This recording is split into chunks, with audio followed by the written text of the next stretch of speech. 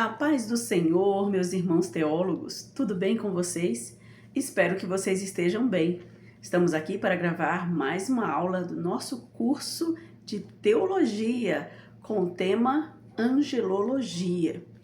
Estamos um pouquinho atrasados com a matéria, pois esta semana já é a última semana de aula para os alunos presenciais e em seguida já entraremos de férias. Então hoje vou estar passando de forma bastante resumida toda a matéria de angelologia. Se você ficar com dúvida e quiser se aprofundar um pouquinho mais, coloque aí nos comentários, entre em contato conosco, você que é meu aluno, você que não é, caiu de paraquedas aqui no tema de angelologia, ficou curioso, quer saber mais, coloque aí nos comentários que nós teremos o maior prazer em te responder. Para quem não me conhece, meu nome é Sandra Raquel, sou pastora da Assembleia de Deus Missão para o Mundo e uso o canal da nossa igreja para dar estas aulas das matérias de teologia para os nossos alunos que estudam à distância. Se você assistiu, gostou, dê um like, se inscreva também para que você não perca as demais aulas que serão postadas. Assista também que aí no nosso canal da AD Missão para o Mundo nós temos lives dos cultos de doutrina, dos cultos de ciclo de oração, temos podcast, temos todos os eventos da igreja que são postados aí no nosso canal para que você possa acompanhar o nosso trabalho. Que Deus abençoe você e vamos dar início à aula. A primeira coisa que a gente faz quando está iniciando uma nova matéria é apresentar o que significa o tema da matéria. E neste caso, angelologia. A palavra angelologia vem de duas palavras gregas, angelo ou ágelos, que significa anjos, e logia ou logos, que significa estudo, tratado, ciência ou doutrina. Portanto, o termo angelologia significa estudo ou doutrina dos anjos. E é muito importante que você entenda que quando estudamos sobre os anjos, não tem conotação de descobrir nome de anjos que a Bíblia não traz, de descobrir qual é a aparência do anjo que a Bíblia não traz. Todo o nosso estudo, toda a doutrina que vamos trazer para vocês tem como base as Escrituras Sagradas. O termo anjo no hebraico é malak, que significa mensageiro, que é a mesma coisa do angelos ou ágelos do grego. Significa mensageiro, embaixador, alguém que é enviado em nome de outro. E esse termo ele é usado no hebraico como malak, e quando o hebraico foi traduzido para o grego, na Septuaginta, eles utilizaram a palavra angelos ou ágelos. Porque vamos imaginar que você possa estar aí do outro lado pensando, é importante estudar sobre os anjos? Qual seria a importância de estudar sobre os anjos?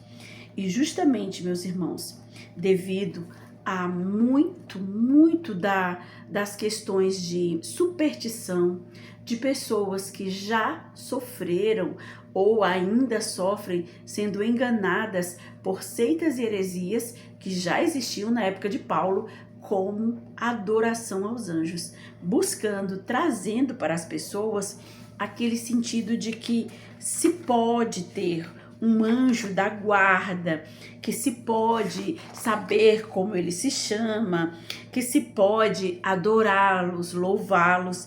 E nós, que temos as Escrituras Sagradas como base, sabemos que não se deve adorar aos anjos. Está nas Escrituras, nós vemos lá em Apocalipse, o próprio anjo, que quando João se prostra aos seus pés, ele diz, não faça tal coisa, adore a Deus, pois eu sou um conservo seu. Então, a importância de se estudar sobre os anjos é para que você tenha uma base bíblica correta sobre qual que é o relacionamento dos servos de Deus com os anjos. E que até os próprios anjos dizem que nós devemos adorar a Deus. Não podemos colocar os anjos em um patamar acima do que eles tem. Então a importância é fugir das seitas e heresias, de pessoas místicas, supersticiosas, que vivem divulgando e trazendo para as pessoas que têm uma mente mais fraca, que são mais carentes, algum tipo de importância dos anjos além do que aquele já tem. E nós vamos ver agora, eu coloquei assim em forma de perguntinhas, né, sobre a questão de, para a gente ir indo ponto por ponto, desde como eles foram criados, quando foram criados, quantos foram criados, para a gente poder seguir uma linha de raciocínio. E a primeira pergunta que eu coloquei foi como os anjos foram criados. E a palavra de Deus diz que os anjos foram chamados à existência pela ação direta da palavra de Deus. Eu vou falar os textos bíblicos e eu quero que você consulte aí na sua Bíblia.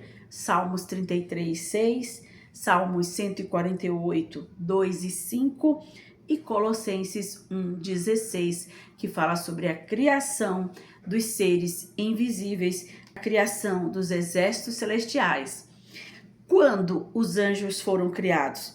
A Bíblia não nos declara com clareza a respeito do tempo em que os anjos foram criados, mas deduzimos que eles foram criados antes das coisas materiais. E de onde nós trazemos essa dedução? Jó 38, do 4 ao 7, que fala sobre quando o Senhor estava colocando os fundamentos da terra, as estrelas do céu, e os filhos de Deus alegre rejubilavam pela criação de Deus. Quantos anjos foram criados? O número é incontável.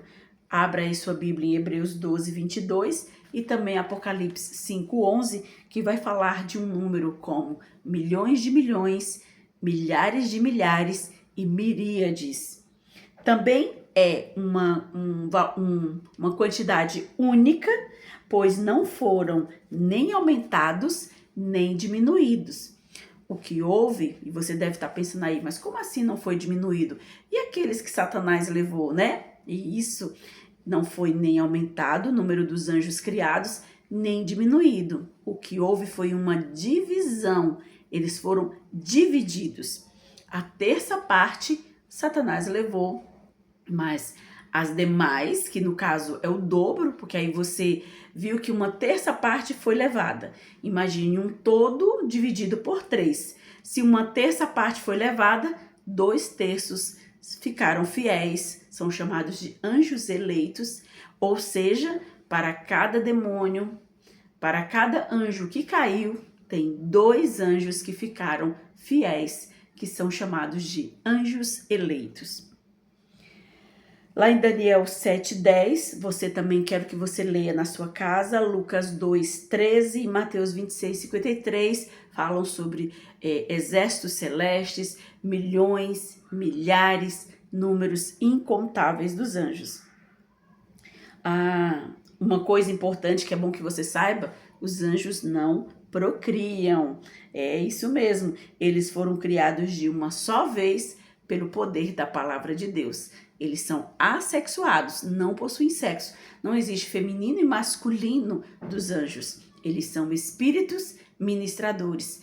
Eles não se casam, não se dão em casamento e por isso não procriam. A quantidade foi única e de uma única vez. Onde os anjos habitam? Entendemos que são distintas as habitações dos anjos. Por que são distintas, ou seja, diferentes?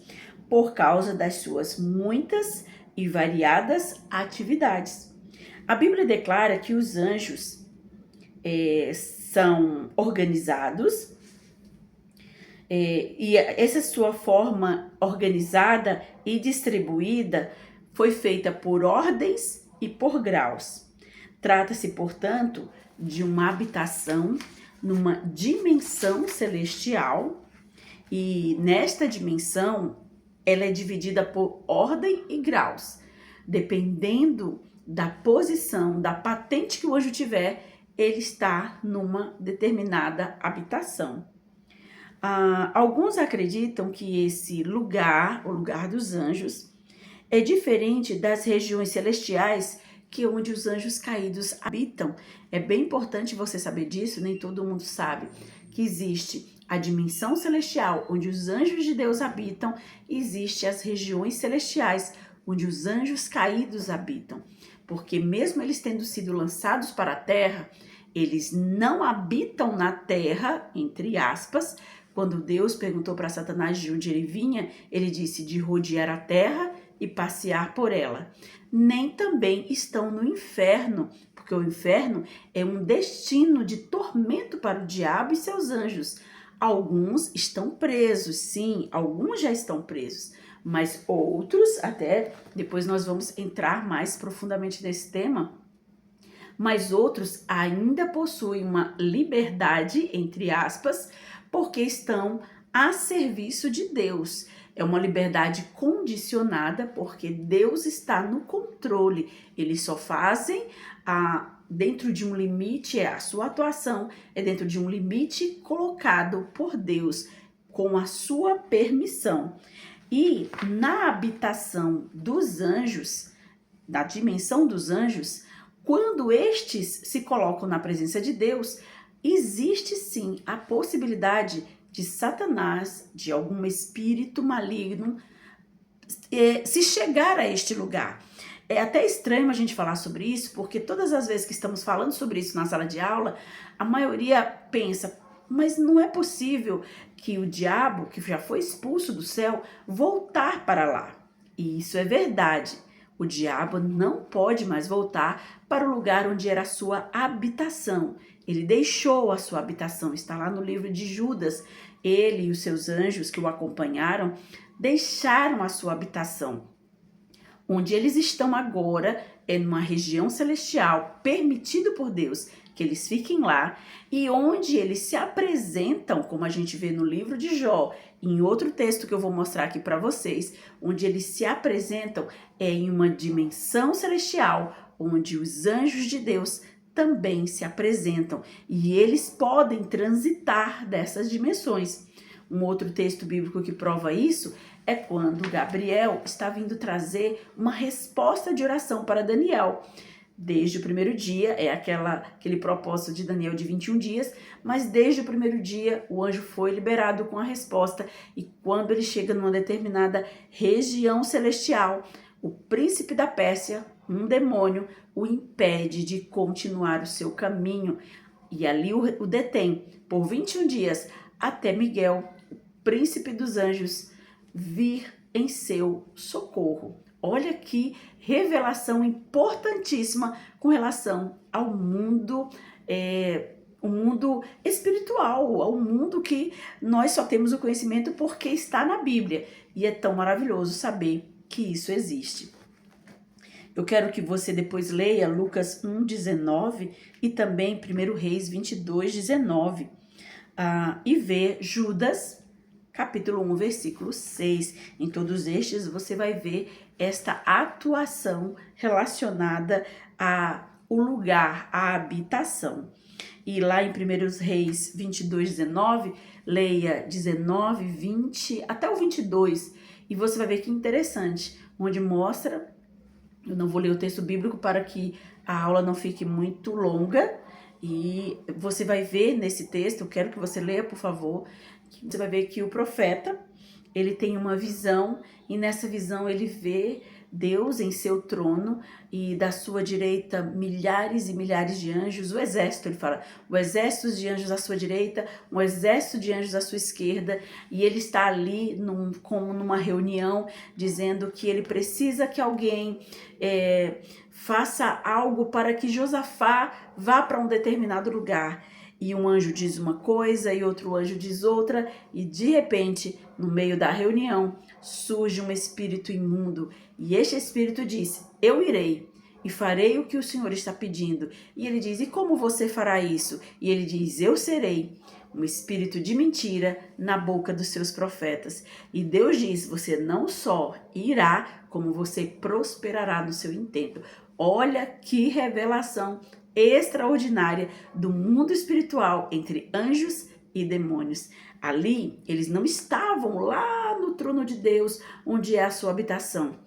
O trono de Deus que veio até eles A presença de Deus estava onde é a habitação dos anjos. E o inimigo se infiltrou, como penetra, igual lá no livro de Jó. Não precisa, para nós estarmos na presença de Deus, nem os anjos, ir até o trono de Deus. Onde nós estivermos, Deus se faz presente. Isso é a onipresença de Deus. Eu não preciso ir até o trono de Deus, nem os anjos. O trono de Deus está aonde eu estou. O trono de Deus está aonde aqueles que o invocam. Então, para nós fecharmos aqui esta parte, qual é a natureza dos anjos? É tão lindo quando você estuda essa parte da natureza dos anjos. A natureza dos anjos é espiritual. Hebreus 1:14, que diz: eles são espíritos ministradores. São seres espirituais criados especialmente com a mais alta distinção entre todos os seres vivos criados. Antes da criação do homem, Deus criou os anjos, dando-lhe personalidade, inteligência e responsabilidade moral. Na criação original dos anjos, não houve classificação entre bons e maus. A Bíblia declara que os anjos foram criados no mesmo nível de justiça, bondade e santidade. O que define entre bons e maus é o fato de que foram criados como seres morais, com livre arbítrio.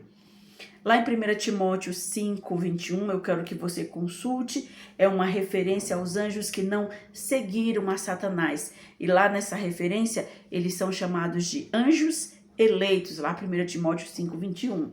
Para você ver que não existe, Deus não criou anjos bons e anjos maus.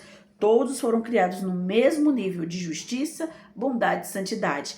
Porém, eles possuíam uma moral.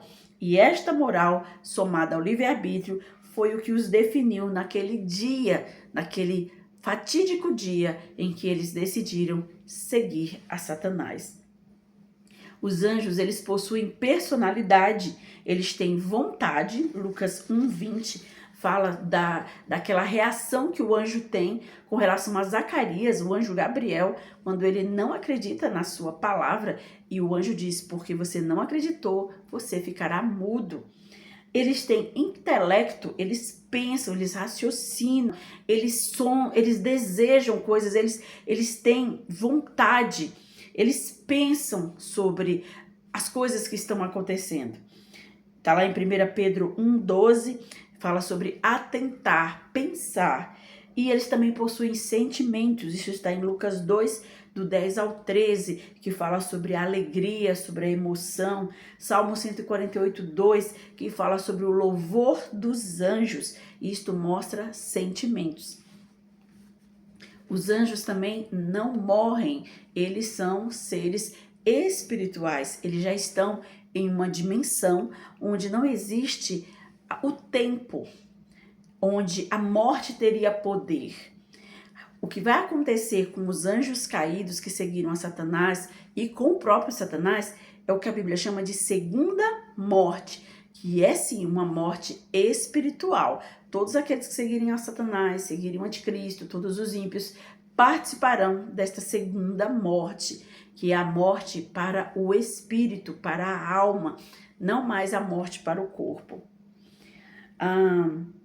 Os anjos não se reproduzem. Marcos 12:25, está o texto que o Senhor diz, né? Que nós seremos como os anjos, nem nos casamos, nem nos damos em casamento. Os anjos são seres poderosos, Salmos 3, 103:20. Os anjos cuidam e protegem os fiéis, Salmos 34:7. Os anjos punem os inimigos de Deus, segundo Reis 19:35. Os anjos possuem consciência, Salmo 103:20 novamente. Os anjos possuem entendimento, Daniel 8:16, quando o Senhor envia o anjo para dar a entender a visão para Daniel. Então, ele vai trazer a explicação da visão a Daniel. Eles são filhos de Deus, Lucas 20:36, e eles são sábios, segundo Samuel 14:20. Então, essa é a parte onde nós falamos sobre a questão dos anjos na sua natureza. Eu vou só ler um pouquinho mais a respeito aqui dos anjos, só para complementar a parte da sua natureza, que, como eu falei, eles são seres morais. Assim como nós, eles conhecem o bem e o mal e possuem livre arbítrio. O tempo e o espaço não existem para os anjos. Eles tiveram uma única oportunidade para exercer o livre-arbítrio. Não podem voltar atrás. Não há possibilidade de aqueles que procuram servir a Deus e não há possibilidade de aqueles que pecaram, daqueles que pecaram, voltar a servir a Deus. E não há possibilidade daqueles que permaneceram fiéis se rebelarem agora. A decisão foi tomada numa única vez e ela é irreversível. O homem, nós, os seres humanos, nós temos o tempo a nosso favor, que permite a nós o arrependimento. Porém, após a morte, a decisão é eterna, como os anjos, pois também após a morte não existirá o tempo. Então, o que algumas pessoas ficam com dúvida com relação ao livre-arbítrio dos anjos é que a maioria pensa que eles não têm livre-arbítrio. Por quê? Porque eles não têm como hoje tomar essa decisão de servir a Satanás e os que estão lá com Satanás de dizer, me arrependi, quero voltar a servir a Deus. Não tem mais essa possibilidade. Então, alguns pensam que os anjos não possuem livre-arbítrio por causa disso. Mas a questão é, eles tiveram um único momento de decisão, e aquela decisão seria eterna, decisão entre o bem e o mal. Dali para frente, não tinha mais como voltar atrás. Nós, os seres humanos, sim, decidimos por Deus, por Jesus, e se em algum momento da nossa vida nos afastarmos, enquanto tivermos o tempo ao nosso favor, que é a vida, poderemos nos arrepender e voltar atrás. Mas, se não fizermos essa decisão antes da morte, então a decisão se torna eterna, assim como foi para os anjos. Não há mais como voltar, porque já não existe mais o tempo. Deu para os irmãos entenderem? Espero que sim. Nós vamos então agora entrar Eu tenho um pequeno resumo com relação ao que a gente colocou aqui agora, tudo que nós já falamos. Eu fiz alguns resuminhos para até a gente chegar na hierarquia angelical, para vocês entenderem um pouco de forma resumida. Então, anjo no hebraico é malak, que significa mensageiro, e no grego é angelos ou ágelos, que também significa mensageiro. Os anjos foram criados pela ação direta da palavra de Deus. Os anjos foram criados antes de Deus criar a terra. Os anjos habitam em uma dimensão celestial, segundo as suas atividades e distintas ordens e graus. A quantidade existente de anjos é única e incontável. Os anjos são seres espirituais, morais e com livre arbítrio, possuem grande poder e são dotados de sentimentos, inteligência, além de serem imortais. Os anjos foram colocados em um estado eterno de santidade para distinguir dos anjos caídos.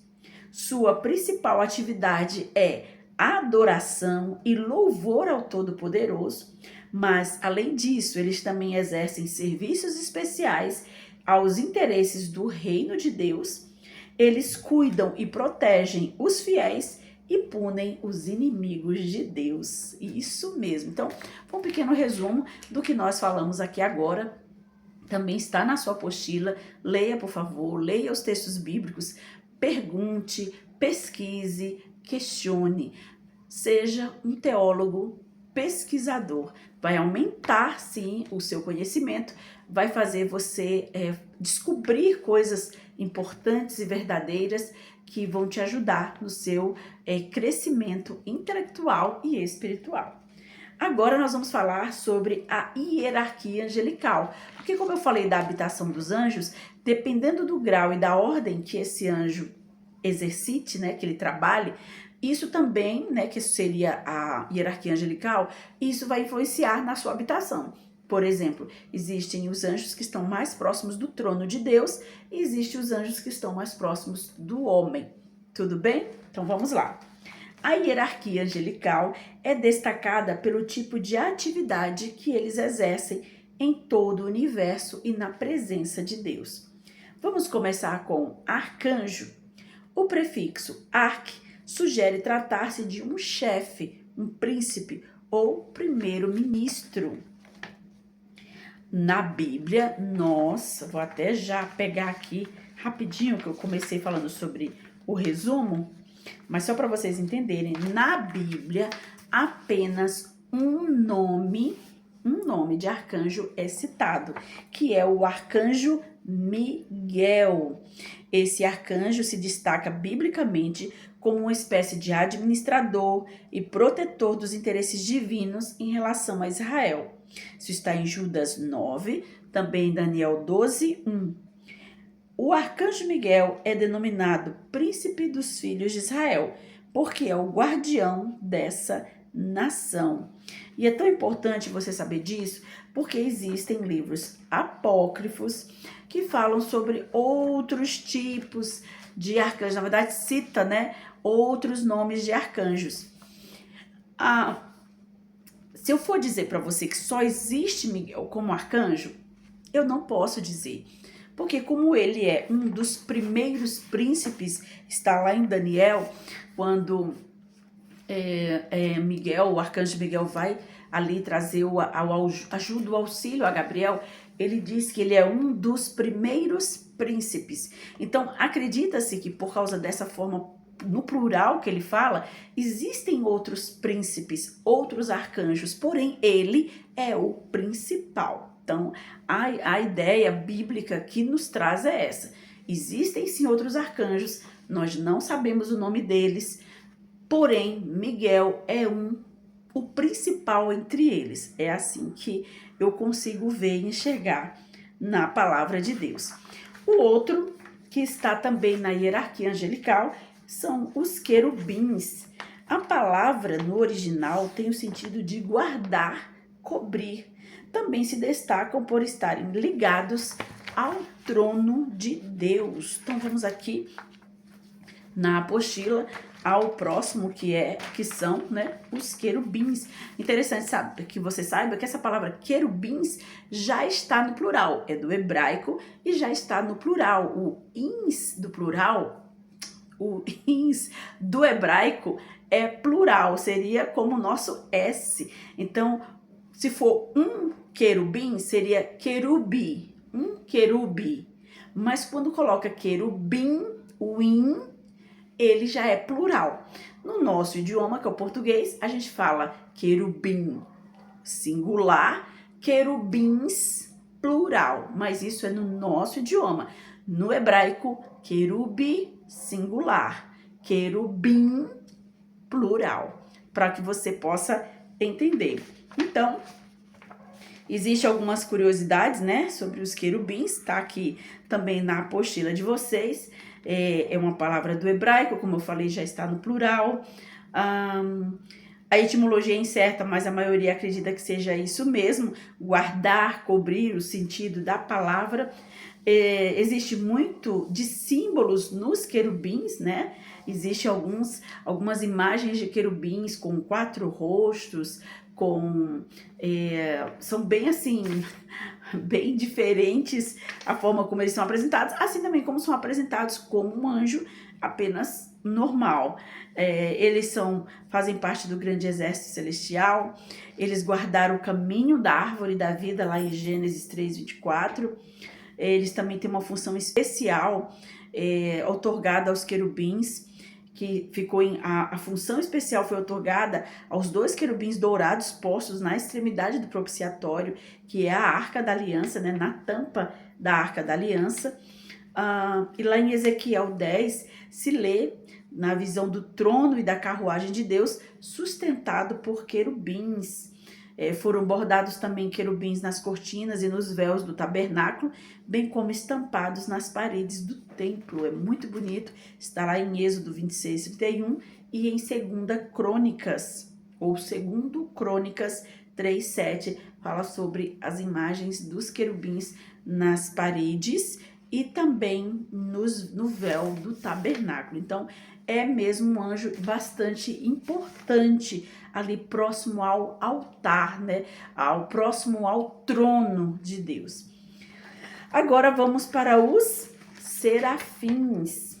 A palavra significa ardente, refulgente, brilhante, nobres ou afogueados. Aparecem só uma vez na Bíblia e estão ligados ao serviço de proclamar e manter a santidade de Deus. Que bonito, não é? Vamos ver aqui na apostila a parte sobre os serafins. Está aqui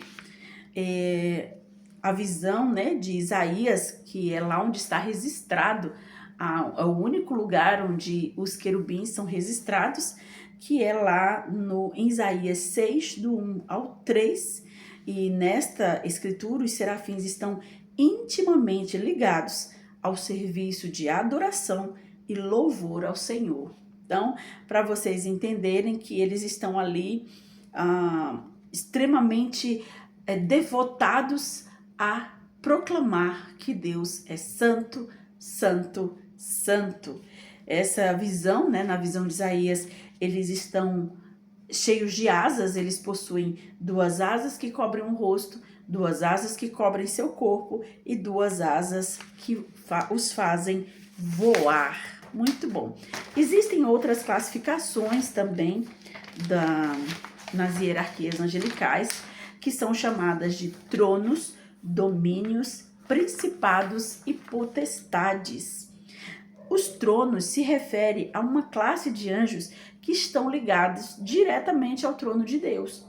Os domínios, a função dessa classe de anjos dominadores é executar as ordens de Deus sobre as coisas criadas. Os principados refere-se a uma classe de anjos que tem poderes de príncipes, ou seja, possuem domínio sobre territórios, e potestades são chamados de potestades porque foram investidos de uma autoridade especial para executarem tarefas especiais para Deus. Por fim, eles são ministradores enviados para servir em favor daqueles que hão de herdar a salvação. A participação dos anjos no arrebatamento, isso é muito importante, se dará com a voz do arcanjo, ao som da última trombeta e no recolhimento dos crentes arrebatados, tanto os vivos como mortos ressuscitados. Então, não sei se você lembra da parábola do trigo e do joio, onde o Senhor Jesus explica quem é o trigo, quem é o joio, e ele diz que haverá um momento certo onde os servos do Senhor, né, do dono da terra onde foi semeado o joio, eles irão recolher o trigo e somente eles conseguirão distinguir entre o trigo e o joio. Os recolherão, guardarão no celeiro, enquanto que o joio irá ser levado para ser queimado. Então, é a função dos anjos no momento do recolhimento do trigo. Agora vamos para a origem e queda de Satanás. Novamente, quero dizer para você que nós vamos passar de forma rápida, sucinta, porque nós acabamos tendo alguns probleminhas de contratempos para seguir fielmente aula por aula. E como nós já estamos no período, né, essa é a última semana para que a gente possa entrar de férias, eu não vou estar aqui segurando os meus irmãos com várias e várias aulas, né? Várias e várias aulas para que você possa ainda estar naquele pensamento de não, eu tenho que acompanhar, eu tenho que responder. Então, eu vou fazer este aulão com resumo e se você ficou com alguma dúvida, tiver alguma curiosidade, quiser perguntar, é só colocar aí nos comentários ou, se você é meu aluno, falar diretamente conosco. Então, vamos lá para origem e queda de Satanás. Isso é muito importante. nós temos os textos de Isaías 14 e os textos de Ezequiel 28, que são textos importantíssimos, revelatórios sobre a questão da origem e queda de Satanás, onde mostra-se coisas, revelações muito, muito importantes a respeito desse anjo que um dia foi tão especial, né, para Deus, foi tão importante para o reino celestial, mas que hoje já não possui mais aquela luz, aquele, vamos dizer assim, aquele brilho que tanto se falava sobre ele aqui nestes textos. Em Isaías 14, do 12 ao 17 diz: como caíste do céu, ó estrela da manhã, filho da alva, como fostes lançado por terra, tu que debilitavas as nações. E tu dizias no teu coração: eu subirei ao céu, e acima das estrelas de Deus exaltarei o meu trono, e no monte da congregação me assentarei da banda dos lados do norte. Subirei acima das mais altas nuvens e serei semelhante ao Altíssimo. E contudo, levado serás ao inferno, ao mais profundo abismo. Os que te virem te contemplarão e considerar-te-ão e dirão: é este o varão que fazia estremecer a terra e que fazia tremer os reinos? Que punha o mundo como um deserto e assolava as suas cidades? Que a seus cativos não deixava ir soltos para a casa deles? E agora vamos para Ezequiel 28, do 13 ao 15. Estavas tu no Éden, jardim de Deus. Toda pedra preciosa era a tua cobertura. A sardônia, o topázio, o diamante, a turquesa, o ônix, o jaspe, a safira, o carbúnculo, a esmeralda e o ouro, a obra dos teus tambores e dos teus pífaros, estava em ti. No dia que foste criado, foram preparados. Tu eras querubim ungido para proteger, e te estabeleci. No monte santo de Deus estavas, no meio das pedras afogueadas andavas. Perfeito eras nos teus caminhos, desde o dia em que foste criado, até que se achou iniquidade em ti. Viu só? E aí explica como tudo aconteceu, toda a origem do mal. Você vê que ele não foi criado mal, mas houve uma mudança dentro dele. Lembra que nós falamos sobre a questão moral, que os anjos, eles foram feitos com livre-arbítrio e principalmente foram feitos como seres morais, e naquele momento ele permitiu que a iniquidade surgisse dentro dele, até que se achou iniquidade em ti. O nome Lúcifer, que nós conhecemos aqui, vamos dizer assim, tão amplamente conhecido, alguns dizendo até que esse é o nome de Satanás, na verdade não aparece na Bíblia. É uma linguagem figurada a partir da expressão filho da alva, estrela da manhã, que nós lemos aqui em Isaías 14, do 12 ao 17, como caíste do céu, ó estrela da manhã, filho da alva. Quando Jerônimo foi traduzir do hebraico para o grego, do hebraico para o latim, ele usou a palavra Lúcifer, ou filho da alva, aquele que traz a luz. De Isaías 14. Na descrição profética de Ezequiel 28, Lúcifer aparece como querubim ungido para proteger.